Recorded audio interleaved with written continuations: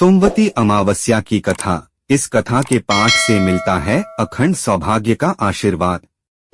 सोमवती अमावस्या के दिन भगवान शिव की उपासना की जाती है।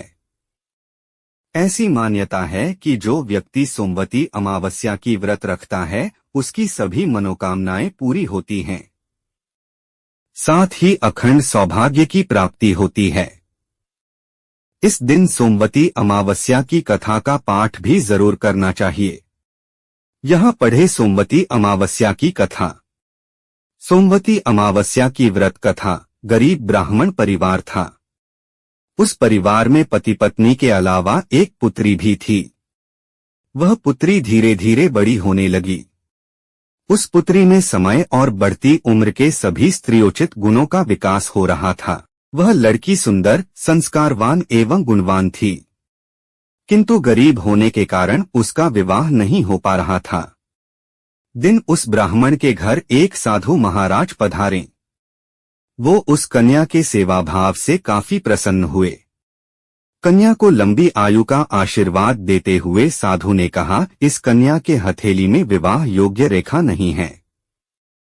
तब ब्राह्मण दंपति ने साधु से उपाय पूछा कि कन्या ऐसा क्या करें कि उसके हाथ में विवाह योग बन। साधु ने कुछ देर विचार करने के बाद अपनी अंतर्दृष्टि से ध्यान करके बताया कि कुछ दूरी पर एक गांव में सोना नाम की धोबिन जाति की एक महिला न बेटे और बहू के साथ रहती है, जो बहुत ही आचार विचार और संस्कार संपन्न तथा पतिपरायण है। यह कन्या उसकी सेवा करे और वह महिला इसकी शादी में अपने मांग का सिंदूर लगा दे। उसके बाद इस कन्या का विवाह हो तो इस कन्या का वैधव्य मिट सकता है। साधु ने यह भी बताया कि वह महिला कहीं आती जाती नहीं है। यह बात सुनकर ब्राह्मणी ने अपनी बेटी से धोबिन की सेवा करने की बात ही। अगले दिन कन्या प्रातःकाल ही उठकर सोना धोबिन के घर जाकर साफ सफाई और अन्य सारे करके अपने घर वापस आ जाती। एक दिन सोना धोबिन अपनी बहू से पूछती है कि तुम तो सुबह ही उठकर सारे काम कर लेती हो और पता भी नहीं चलता। बहू ने कहा, माँ जी, मैंने तो सोचा कि आप ही सुबह उठकर सारे काम खुद ही खत्म कर लेती हैं। मैं तो देर से उठती हूँ। इस पर दोनों सास बहू निगरानी करने लगी कि कौन है जो सुबह ही घर का सारा काम करके चला जाता है। कई दिनों के बाद धोबिन ने देखा कि एक कन्या अंधेरे घर में आती है और सारे काम करने के बाद चली जाती है। जब वह जाने लगी तो सोना धोबिन इसके पैरों पर गिर पड़ी। पूछने लगी कि आप कौन है और इस तरह छुपकर मेरे घर की चाकरी क्यों करती हैं। तब कन्या ने साधु द्वारा कही गई सारी बात बताई। सोना धोबिन पति परायण थी, उसमें तेज था।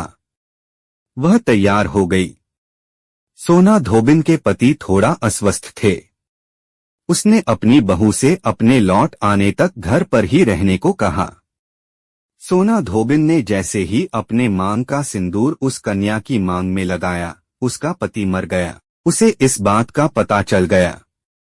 वह घर से निराजल ही चली थी, यह सोचकर कि रास्ते में कहीं पीपल का पेड़ मिलेगा तो उसे भंवरी देकर और उसकी परिक्रमा करके ही जल ग्रहण करेगी। उस दिन सोमवती अमावस्या थी। ब्राह्मण के घर मिले पुए पकवान की जगह उसने ईंट के टुकड़ों से 108 बार भंवरी देकर 108 बार पीपल के पेड़ की परिक्रमा की और उसके बाद जल ग्रहण किया।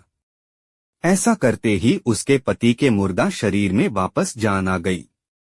धोबिन का पति वापस जीवित हो उठा।